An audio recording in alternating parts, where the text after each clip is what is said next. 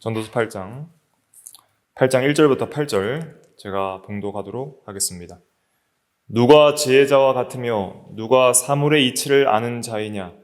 사람의 지혜는 그의 얼굴에 광채가 나게 하나니 그의 얼굴에 사나운 것이 변하느니라. 내가 권하노라. 왕의 명령을 지키라. 이미 하나님을 가리켜 맹세하였음이니라. 왕 앞에서 물러가기를 급하게 하지 말며 악한 것을 일삼지 말라. 왕은 자기가 하고자 하는 것을 다 행함이니라. 왕의 말은 권능이 있나니 누가 그에게 이르기를 왕께서 무엇을 하시나이까 할 수 있으랴.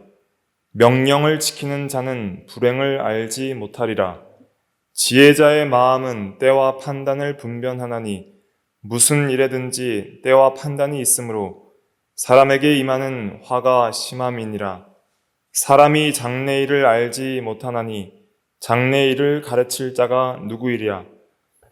바람을 주장하여 바람을 움직이게 할 사람도 없고 죽는 날을 주장할 사람도 없으며 전쟁할 때를 모면할 사람도 없으니 악이 그의 주민들을 건져낼 수는 없느니라. 아멘. 네, 이 시간 말씀의 제목은 지혜의 유익들입니다. 지혜의 유익들. 그래서 8장은 참된 영적 지혜의 유익이 무엇이고 지혜가 무엇인지도 가르쳐주고요. 또 지혜의 유익, 지혜를 통해서 우리 성도들이 얻는 유익들이 무엇인지를 설명해 주고 있습니다. 8장이 여러 가지를 증거하기 때문에 제목을 좀 정하기가 힘들었는데 한 가지만 하기에는 모든 걸 포괄할 수가 없어서 좀 포괄적으로 지혜의 유익들이란 제목으로 좀 살펴보도록 하겠습니다. 먼저 1절은 지혜는 사람을 변화시킵니다. 1절을 같이 읽어볼게요. 시작. 누가 지혜자와 같으며 누가 사물의 이치를 아는 자이냐?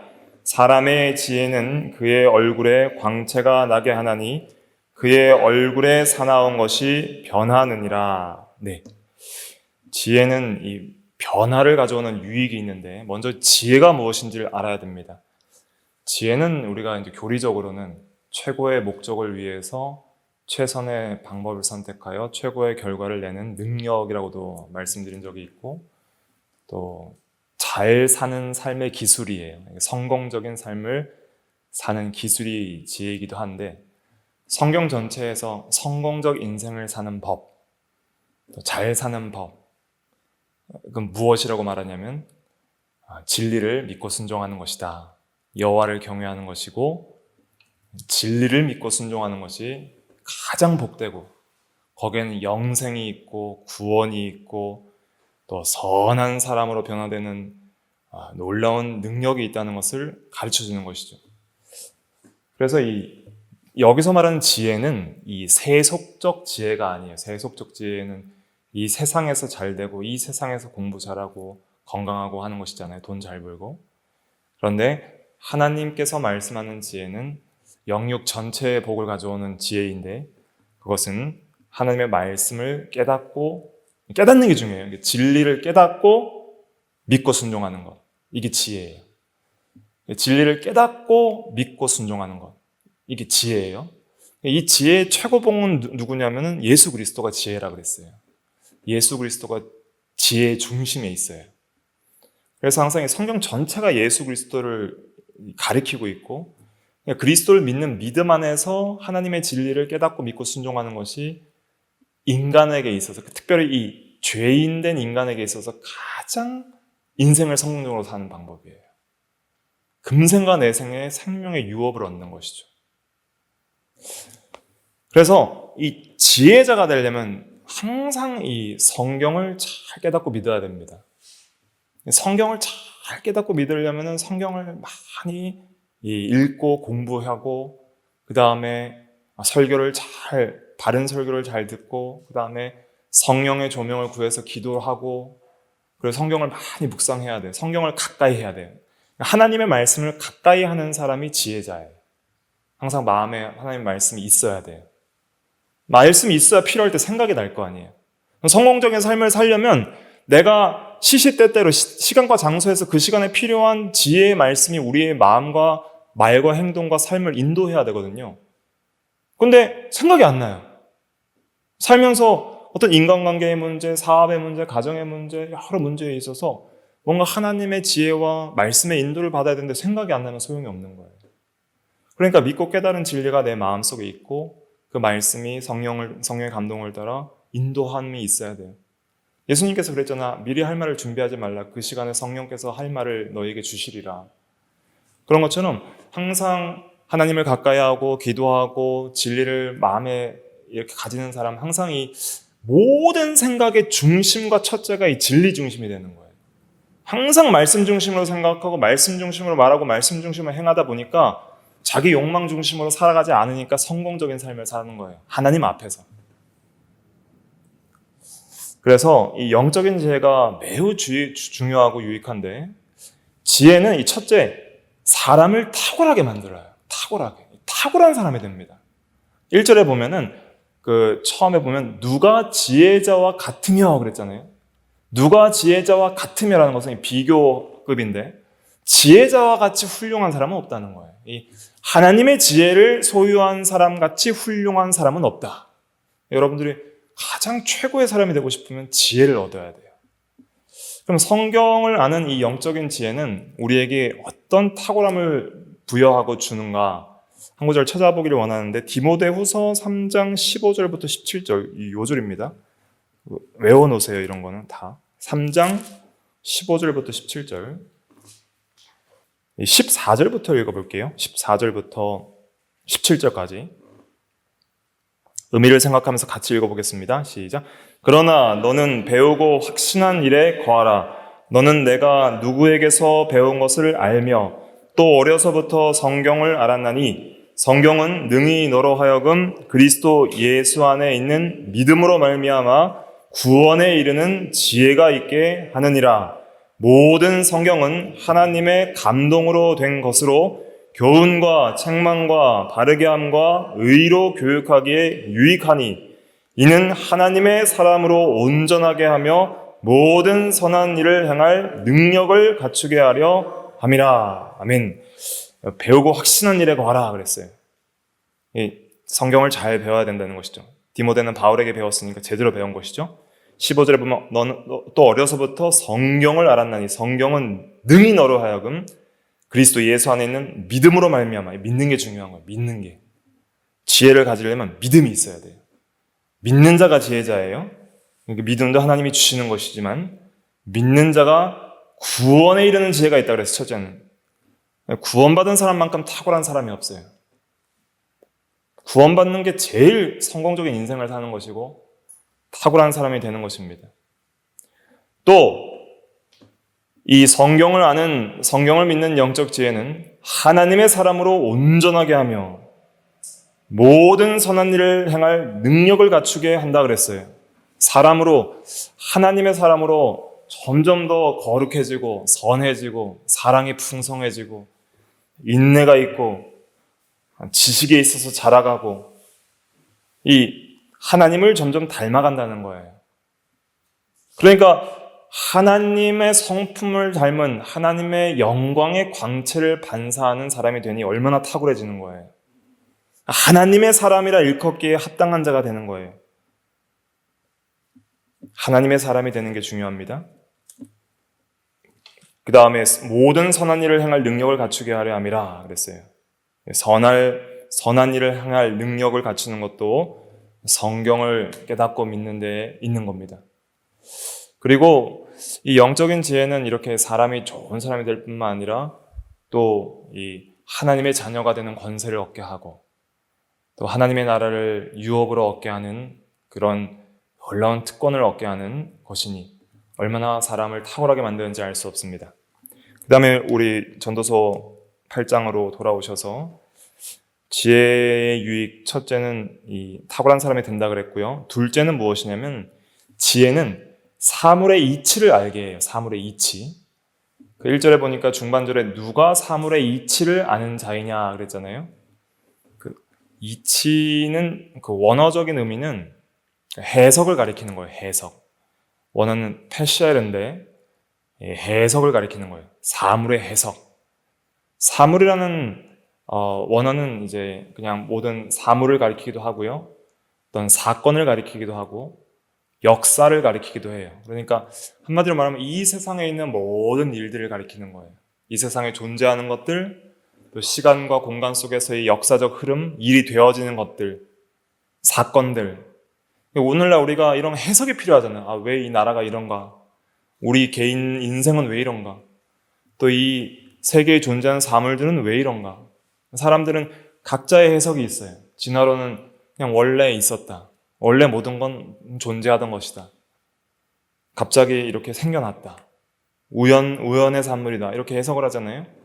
범신론은 어떤 신적, 비인격적 영에서 모든 것이 파생되어 온 것이다. 뭐 그렇게 해석을 하고. 하지만 우리 성경을 아는 지혜자는 태초에 하나님이 천지를 창조하시니라. 그 한마디로 이 세상의 모든 것이 하나님의 말씀으로 지어진 줄을 우리는 알고, 모든 시작과 근원이 하나님이시고 역사의 진행도 하나님이시고 마지막 종말도 하나님이시라는 것을 우리는 성경을 통해서 밝히 아는 거예요. 이게 지혜예요. 또 믿음으로 알 수 있어요. 히브리서 11장 3절. 히브리서 11장 3절 시작. 믿음으로 모든 세계가 하나님의 말씀으로 지어진 줄을 우리가 아나니 보이는 것은 나타난 것으로 말미암아 된 것이 아니니라. 믿음으로 안다는 거예요. 말씀대로 지어진 줄을. 사물의 이치를 믿음을 통해서 말씀을 깨달음으로 모든 이치들을 분별하는 것. 이것이 참된 지혜예요. 근데 이 지혜가 없는 사람들은 진리를 모르기 때문에 근본을 몰라요.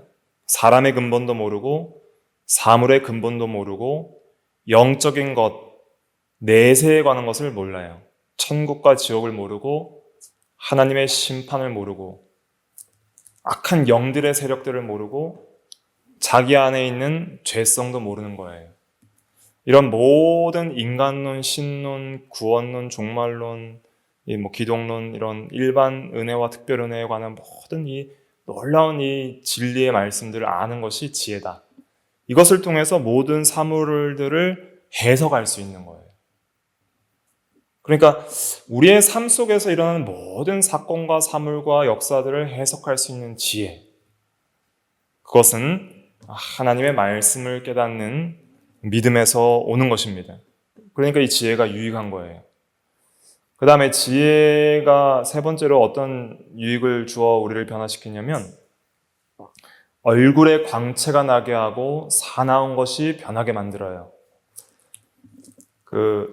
1절 하반절에 보니까 사람의 지혜는 그의 얼굴에 광채가 나게 하나니 그의 얼굴에 사나운 것이 변하느니라 그랬습니다.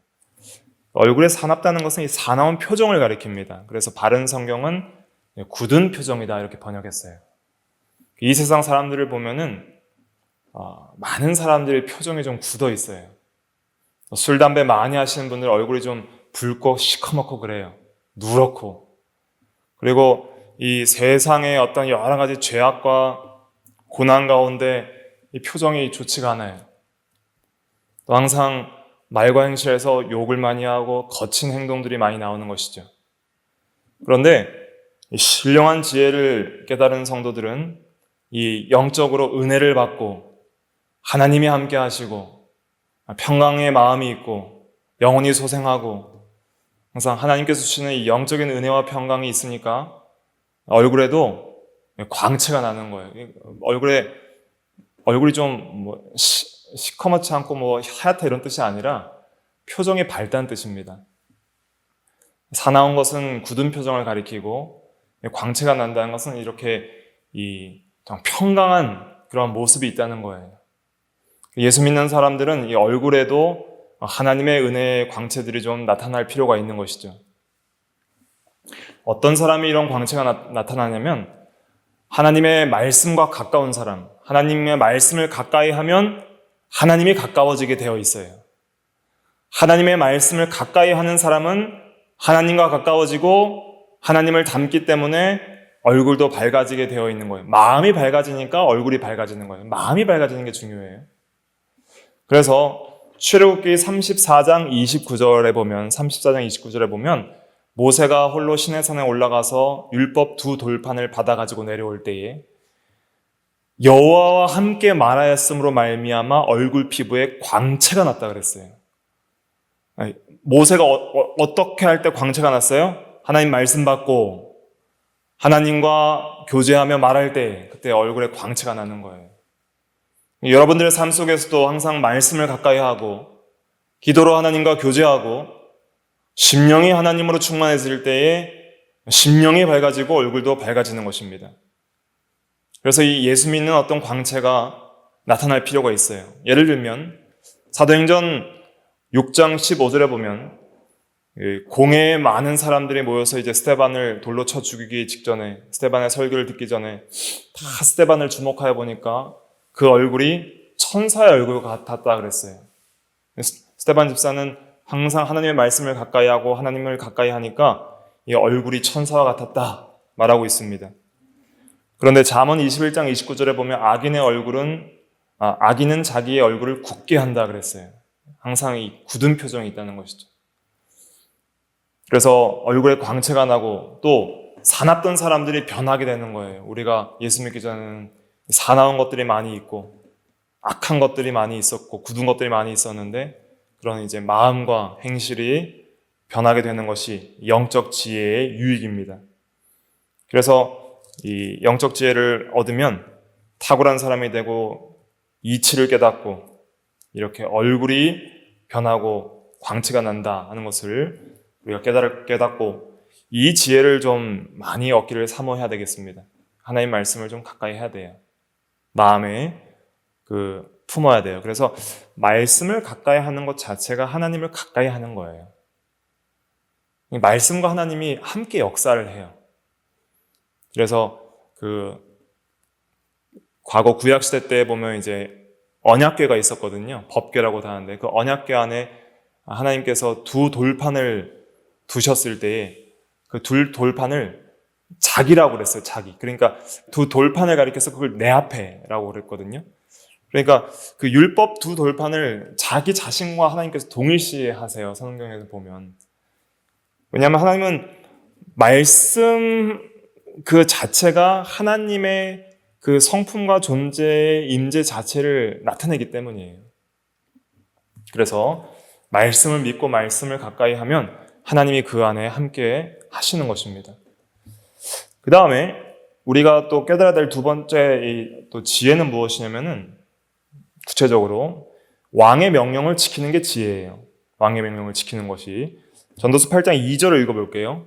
2절 시작. 내가 권하노라 왕의 명령을 지키라. 이미 하나님을 가리켜 맹세하였음이니라. 네. 왕의 명령을 지키는 것이 지혜입니다. 그럼 이 왕은 누구인가? 크게 두 가지 해석이 있습니다. 박윤선 목사님이나 우리 교단의 창립자이신 이병규 목사님은 이 왕을 하나님으로 해석해요. 하나님은 만왕의 왕이시고 만주의 주이시기 때문에 그는 최고 통치자이시고 최고 권위가 있습니다. 그래서 이미 하나님을 가리켜 맹세하였음이라는 것은 하나님을 경외하고 그의 명령들을 지키기로 서약하고 예수 믿은 것이기 때문에 하나님의 백성된 자로서 하나님의 통치에 복종하기를 서약했기 때문에 이제 모든 하나님의 자녀들과 백성들은 하나님의 명령을 지켜야 된다. 이런 의미로 해석을 할 수 있고 또 다른 해석들은 이 왕은 이제 국가의 권력 최고 통치자인 그 인간 왕을 가리킨다라고도 해석할 수 있어요. 구약시대 때에는 이제 사울이나 다윗이나 솔로몬도 왕이었죠. 그러면 이 왕의 명령을 지키는 것이 그 하나님의 명령을 지키는 것이 되는 거예요. 어떨 때 그렇게 되냐면 합법적 권위에 순종할 때. 이제 여기서 왕의 명령을 지키라는 것은 합법적 권위에 순종하라 이렇게 해석할 수가 있어요. 구약시대 왕은 누가 세우셨죠? 하나님이 세우신 것입니다. 하나님이 기름 부어 세운 하나님의 종이었어요. 그럼 그 왕은 하나님의 대리 통치자인 거예요. 그러면 그 왕이 하나님의 말씀대로 합법적으로 백성들을 다스릴 때에는 그 왕의 통치에 순종하는 것이 곧 하나님께 순종하는 것과 같은 것이 되는 거예요. 합법적 권위이기 때문에. 그럼 오늘날은 왕이 있어요, 없어요? 우리나라에는 왕이 없어요. 우리나라는 어떤 나라죠? 대한민국 헌법에 보면은 대한민국은 민주공화국이다 이렇게 돼 있어요. 그리고 주권은 국민에게 있고 모든 권력은 국민으로부터 나온다 그렇게 돼 있습니다. 민주주의라는 것은 이제 모든 권력이 국민에게 있다는 거예요. 그러면은 민주공화국이라는 것은 어떤 것이냐면 주권이 국민에게 있고 공화국의 특징은 법치주의예요. 법치주의. 삼권 분립을 통해서 견제와 균형을 통해서 절대 권력이 부패하지 못하도록 견제하면서 법이 통치하는 나라예요. 법이. 그러면 우리나라에서 이제 왕은 누가 되는 거예요? 주권이 국민에게 있지만은 결국은 이제 법에 순종해야 돼. 법. 그럼 합법적 우리 대한민국에서는 합법적 권위는 법이에요. 법. 그래서 우리 국민의 의무들이 있어요. 5대 의무. 초등학교 때 다 배우셨는데 납세의 의무, 국방의 의무, 또 교육의 의무, 근로의 의무. 원래 4대 의무였는데 환경 보전의 의무 이렇게 이제 좀 추가가 됐습니다. 그리고 이제 법을 좀 잘 준수해야 돼요. 그래서 법을 잘 준수하고 또 잘못된 법을 이제 폐할 때에도 법에 따라서 이렇게 해야 되는 거예요. 그래서 우리나라 헌법에 보면 이제 모든 국민은 법 앞에 평등하다. 제2장 11조 1항에 이렇게 되어 있습니다. 또 국가 권력은 이제 법에 따라서 행사가 되어야 되는 것이죠. 그래서 우리가 이제 기도해야 될 것은 무엇이냐면 이 하나님 앞에 성경적인 그런 의로운 법이 잘 입법되고 또 이 나라가 불법적으로 돌아가지 않고 항상 하나님의 공의대로 진실이 승리하고 합법적으로 나라가 잘 통치될 수 있도록 그것을 위해서 우리가 기도하는 것이 나라를 위해서 기도하는 것입니다. 그래서 로마서 13장 1절에도 각 사람은 위에 있는 권세들에게 복종하라. 권세는 하나님께로부터 나지 않음이 없나니 모든 권세는 다 하나님께서 정하신 바라 그랬어요. 그럼 이제 우리 위에 있는 권세가 누구예요? 이제 우리나라에서는 이제 법에 잘 복종하는 게 중요한 거예요. 법이 잘 조성이 되고 법치가 잘 이루어지고 법대로 나라가 다 잘 다스려질 수 있도록 그렇게 기도하고 그걸 또 우리가 그 국회의원을 잘 뽑고 또 잘못된 법들이 이렇게 입법되면 우리가 법대로 한 거야 돼요. 그래서 우리 그 국민들이 이제 법대로 한 거 하려면은 이제 투표를 통해서 한 거 할 수도 있고 또 집회와 시위의 자유가 있거든요. 집시법이 있어요. 그래서 우리가 이제 집회를 하여서 이제 이렇게 우리의 목소리를 내고 또 뭐 국민청원 같은 거 통해서 우리가 또 표현을 하고 그렇게 해서 불법적인 것들에 대해서는 합법적으로 반대를 해야 되는 것이죠. 그래서 이 3절 읽어볼게요. 8장 3절 시작. 왕 앞에서 물러가기를 급하게 하지 말며 악한 것을 일삼지 말라. 왕은 자기가 하고자 하는 것을 다 행함이니라. 네. 여기서 왕 앞에서 물러가기를 급하게 하지 말며 이것은 기본적으로는 이제 좀 예의와 그 신중함이 있어야 된다. 이렇게도 해석할 수 있지만은 여기서 이제 1차적인 의미는 그 왕을 보좌하는 신하가 왕이 좀 마음에 안 든다고 해서 급하게 불만을 품고 대항하는 걸 가리키는 거예요. 왕 앞에서 물러가기를 급하게 한다는 것은 그냥 왕을 버려버리는 것이죠. 그리고 반역을 하는 것을 가리킵니다. 예를 들면 솔로몬 시대 이후에 이제 르호보암 왕이 통치할 때에 여로보암 중심으로 이스라엘에 이렇게 건의를 하잖아요. 노역을 좀 가볍게 해달라. 근데 르호보암이 좀 지혜롭지 못하게 그 젊은 사람들의 말을 듣고 늙은이들의 말을 조언을 패하고 더 강력하게 통치하려고 하니까 왕 앞에서 급하게 열지파가 물러갔죠. 이스라엘아 너희 장막으로 돌아가라 하면서 왕을 버려버리고 갈라져 버린 거예요. 그래서 이렇게 급하게 물러감으로써 북이스라엘이 이제는 반역해서 독립한 거예요. 불법적으로 반역해서 독립한 거예요. 물론 르호보암도 지혜롭지 못한 건 있었어요. 왕이 좀 지혜롭지 못했죠. 그렇다 할지라도 합법적으로 대항해야 돼요. 하나님의 그 정하신 권위는 존중하되 왕 앞에 권위를 존중하면서 합법적으로 그 건의를 하고 잘 나라를 다스릴 수 있도록 조언을 하면서 충성을 했어야 되죠. 하나님이 세우신 신정국가의 왕이기 때문에. 근데 그렇게 불법적으로 반역을 함으로써 북이스라엘이 극도로 타락하죠.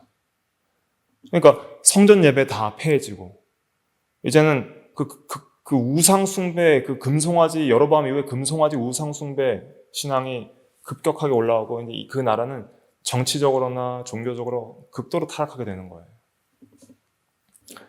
그래서 이렇게 왕 앞에 물러가기를 급하게 하는 것은 급한 마음을 품고 반역하고 대항하는 걸 가리키는 거예요.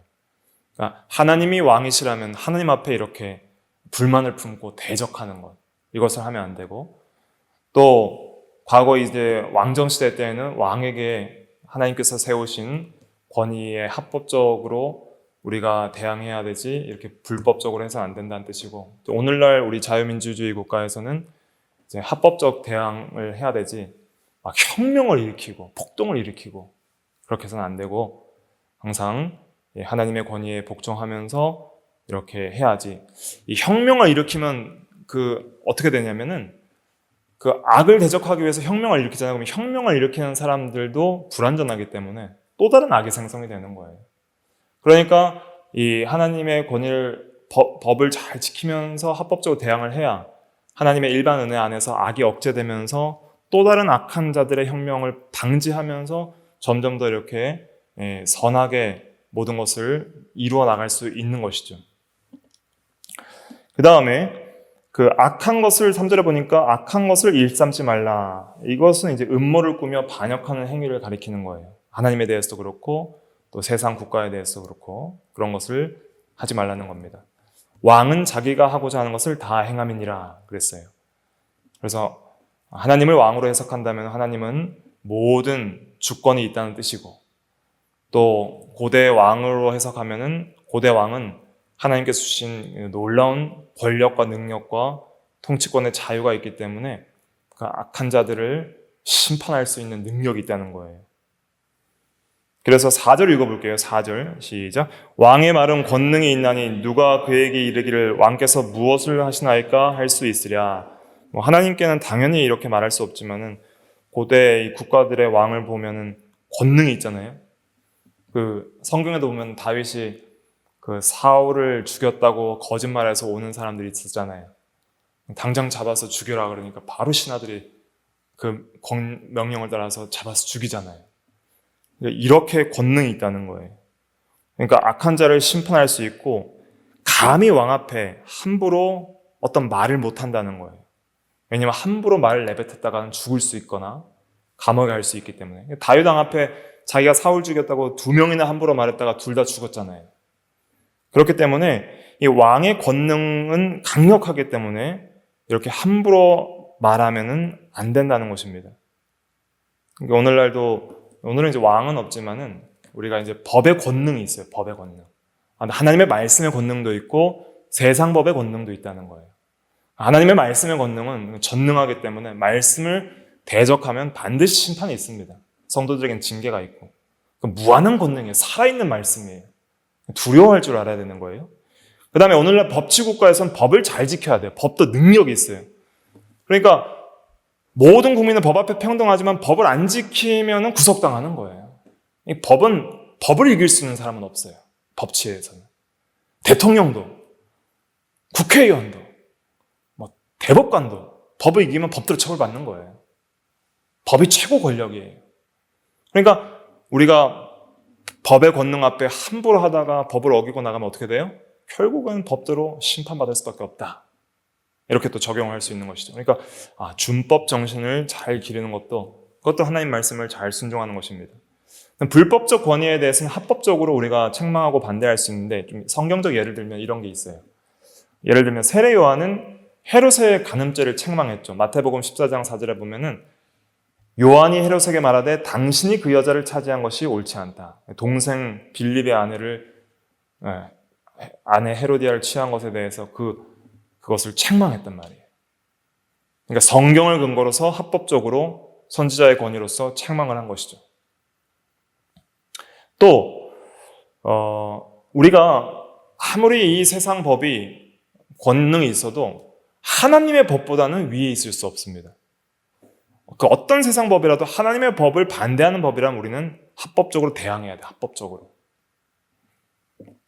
예를 들면 사도행전 5장 27절 한번 읽어볼까요? 29절까지.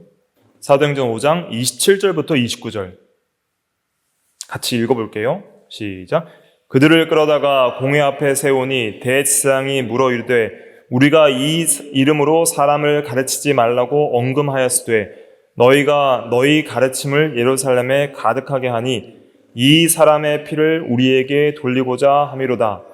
베드로와 사도들이 대답하여 이르되 사람보다 하나님께 순종하는 것이 마땅하니라. 네, 사람보다 하나님께 순종하는 것이 마땅하니라. 여기가 요절입니다. 사람보다, 왕보다도, 또 세상 법보다도 하나님께 순종하는 것이 마땅하니라. 또 가정과 또 교회의 권위보다도 하나님께 순종하는 것이 마땅하니라. 이 당시 예루살렘 교회는 유대 정치, 종교 최고 통치의 권위가 있는 곳이었어요. 거기서 이제 예수 이름으로 가르치지 말라, 예수 전하지 말라 하니까 이 반성경적인 명령을 사도들이 반대한 거예요. 사람보다 하나님께 순종하는 것이 마땅하니라. 이 말씀을 여러분들 마음에 새기셔야 됩니다. 하나님께 순종하는 것이 첫째. 사람의 환심 사고나 또 이 세상 어떤 국가 권력이나 사람의 권력보다는 하나님의 권위가 첫째다. 대항할 때에도 합법적으로, 혁명적으로, 폭력적으로 하는 것이 아니라 합법적인 방식을 따라서 이렇게 대항하는 것이 중요한 것입니다. 그래서 이렇게 이제 불법 권위에 대해서는 우리가 합법적으로 대항할 수 있다. 하지만은 합법적 권위에 대해서는 우리가 순종하고 왕의 명령을 지키는 그것이 지혜이다. 그럼 그 지혜의 유익이 무엇이냐? 그렇게 왕의 명령을 잘 지키고 하나님의 말씀과 법에 대한 국가 법을 잘 지키면 어떤 유익이 있는가? 전도서 8장 5절 읽어볼게요. 5절 시작. 명령을 지키는 자는 불행을 알지 못하리라. 지혜자의 마음은 때와 판단을 분별하나니. 어떤 유익이 있어요? 첫째는 불행을 알지 못하리라 그랬어요. 불행을 알지 못하리라. 명령을 잘 지키면은 항상 평강이 있다는 거예요. 첫째로 하나님의 명령을 잘 지키면 생명과 평안이 있어요. 로마서 2장 7절에도 선을 행하면 영생이 있다 그랬고, 또 육신의 생각은 사망이요 영의 생각은 생명과 평안이니라. 로마서 8장 6절에. 그래서 생명과 평안이 있어요. 하나님 말씀 잘 지키면. 그 다음에 나라의 법을 잘 지키면 자유와 평안이 있죠. 법적 제재와 구속을 받지 않고 자유를 누릴 수 있어요. 근데 법 안 지키면 이제 구속되는 거예요. 벌금을 내기도 하고요. 그래서 불행을 알지 못하리라. 또 고대 국가에서는 왕의 명령 안 들으면은 이제 불행해지죠. 왕이 죽일 수도 있고 감옥에 가둘 수도 있기 때문에. 하지만 잘 이렇게 지키면 좀 평안할 것이라는 것을 말하고 있습니다. 그 다음에 두 번째 유익은 지혜자의 마음은 때와 판단을 분별하나니. 때와 판단을 분별할 수 있는 그런 지혜를 얻는 유익이 있어요. 그 때와 판단을 분별하는 것이 진짜 중요합니다. 때라는 것은 어떤 시기를 가리키는 것이죠. 적절한 시기. 말을 할 때도 적절한 시기가 있고요. 행동을 할 때에도 적절한 시기가 있어요. 그래서 그 잠언 25장 11절에는 경우에 합당한 말은 아로새긴 은쟁반의 금사관이라. 은쟁반 위에 금사가가 올라간 것처럼 너무 조화롭고 아름답고 아주 좋다는 거예요. 그러니까 똑같은 말도 시기에 적절한 말이 효과도 있고 의미도 있고 지혜로운 거예요. 우리가 말의 실수가 많거든요. 그러니까 해야 할 때 할 말을 안 하고 하지 말아야 될 때 말을 해버리니까 시기를 못 맞추는 거예요. 시기를 못 맞추니까 문제가 많이 발생해요. 인간관계에 문제도 발생하고 여러 실패를 경험해요. 말 한마디에 천냥빚을 갚는다는 속담이 있는 것처럼 이 말이 참 중요한데 때가 중요한 거예요. 어떤 때에 말을 해야 되나. 때가 중요한 것인데, 지혜는 유익이 뭐냐면 이 때를 잘 판단하는 것이죠. 말해야 될 때가 있다. 예를 들면 에스더가 유다 백성들이 전부 하만의 관계로 인하여서 죽임을 당해야 될 때가 생겼을 때, 그때 모르드게가 에스더 보고 왕에게 간청해서 유다 백성들을 구원해달라고 말을 하라. 그러니까 왕에게 부름을 받지 않고 나가면 죽임을 당하는 것이 이 페르시아 이 국법인데, 제가 지금 계속적으로 부름을 받지 못하고 있습니다. 어찌해야 되겠습니까? 네가 만약에 이때를 위하여 왕비가 됐는 줄 누가 알겠느냐? 이때가 시기적절이다. 너가 지금 평안하게 있다가 유다 백성들을 위하여 이때 시기적절한 말을 하지 않으면 유다 백성들은 다른 사람을 통해 구원을 하겠지만 너와 네 집안은 망하리라. 지금 가서 말해라. 지금이 때이다. 지금이 적기다. 그리고 판단을 제대로 하라는 거예요. 판단을 분별한다는 것은 판단 제대로 해라. 결정할 판단을 제대로 하라는 거예요. 그러니까 에스더가 판단을 잘했어요, 못했어요? 잘했죠. 어떻게 말했어요? 죽으면 죽으리이다. 나를 위하여서 다 같이 기도해달라고. 그리고 나가서 말할 때 하나님의 은혜를 입어서 왕에게 사랑스럽게 보이게 하여서 아하수에로의 또 호의를 얻고, 그 다음에 하만의 대적에 대해서 바로 간청하지 않았죠. 2번이나 이제 그 파티에 초대를 해서 2번째 됐을 때에 때를 이제 분별하는 때, 갑자기 막 말을 하는 게 아니라 먼저 왕의 마음을 기쁘게 하고 때를 보는 거예요. 어느 때에 유다 백성을 구해달라고 말을 해야지 왕이 들어주겠는가. 그 때를 잘 판단하는 거예요. 이게 영적 지혜예요. 급하다고 막 말하지 않고, 또 목숨이 위태롭다고 말 안 하는 것이 아니라 이 기도하면서 때를 구하면서 하나님의 인도를 구하면서 시기적절한 때에 판단을 잘해서 그때 딱 말을 하니까 하만이 죽임을 당하고 유다 백성들은 구원을 받는 놀라운 하나님의 역사가 일어나게 되는 것이죠. 그래서 이 지혜자는 항상 이렇게 때와 판단을 분별할 수 있는 분별력이 필요합니다. 이 기회를 놓쳐버리면 화를 당하기도 하고, 그러니까 화를 면할 만한 기회를 놓쳐버리고 분별을 못하면 화를 당하기도 하고, 또 성공할 만한 때와 판단이 있는데 그거를 놓쳐버리면 성공 못하는 거예요. 그러니까 이러한 지혜는 어디에서 오냐면은, 첫째로는 이 하나님을 경외하는 삶에서 오는 거예요. 하나님의 인도가 있어야 돼요. 사람이 마음으로 자기의 길을 계획할지라도 그 걸음을 인도하시는 하나님이시라 그랬으니까, 우리가 통제할 수 없는 것까지 하나님께서 다 통제하시는 걸 믿고 하나님의 인도를 구하면서 말씀대로 순종하고, 또 중요한 건 기도를 해야 돼요. 기도를.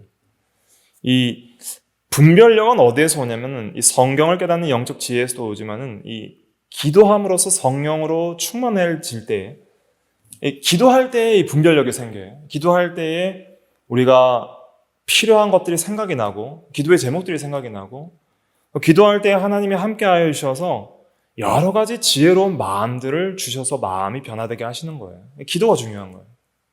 기도하지 않으면은 이런 분별력들을 우리가 잃어버리는 것을 여러분들이 경험하실 수 있게 될 것입니다. 기도할 때에 어떤 시기에 어떻게 행동해야 될지, 어떤 말을 해야 될지를 분별할 수 있는 지혜를 얻게 되는 것이죠.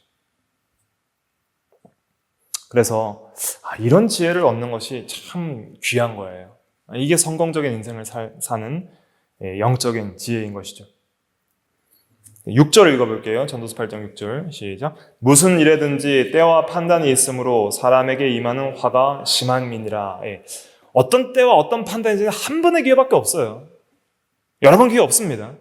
그때는 그때 판단할 게 있고, 그때 판단은 딱 한 번이에요. 이걸 판단하면 저걸 판단 못하는 거예요. 기회는 한 번이에요. 그 기회 한 번에 우리가 잘못 판단하고 잘못 때를 놓쳐서 화를 당하는 경우가 많다는 거예요. 무슨 일에든지 때와 판단이 있어요. 그 때와 판단에 그 일을 잘 처리해야 돼요. 근데 그 일을 잘 처리 못하니까 사람에게 임하는 화가 심하다는 거예요. 그러니까 인생을 막 살면 안 되는구나. 그냥 살아가지는 것도 아니구나. 내가 통제할 수 있는 것도 많이 있고 내게 지혜가 참 부족하구나. 지혜를 구해야 돼요. 누구든지 지혜가 부족하거든 후히 주시고 꾸짖지 아니하시는 하나님께 구하여라. 그리하면 주시리라. 야고보서 1장 5절에 그랬잖아요. 기도해야지 와요. 지혜는. 구해야 돼요. 구하라 그리하면 주실 것이요 그랬잖아요. 그 지혜를 구하세요. 그렇게 해서 우리가 이런 지혜들을 얻어서 항상 이 인생을 살아가는데 하나님의 뜻대로 참 탁월하게 바른 선택을 하면서 살아가는 게 참 중요하구나. 그렇다고 해도 우리가 형통하지 못할 때가 있을 수 있어요. 그 현세에서는. 그렇지만 하나님 보시기에는 형통한 삶을 살아가는 거예요. 그래서 오늘 시간이 다 가서 오늘 여기까지만 하고 다음 시간에 이어서 할 텐데 어쨌든지 하나님을 경외하면 잘 된다 그랬어요. 12절 읽고 마칠게요. 12절 읽어볼게요. 8장 12절 시작. 죄인은 100번이나 악을 행하고도 장수하거니와 또한 내가 아노니 하나님을 경외하여 그를 경외하는 자들은 잘 될 것이요. 하나님을 경외하여 그를 경외하는 자들은 잘 된다 그랬어요. 이게 지혜입니다. 그래서 이런 영적인 지혜, 이걸 좀 구해서 영적인 지혜 있는 자들이 우리가 다 돼야 되겠습니다. 다 같이 기도하겠습니다.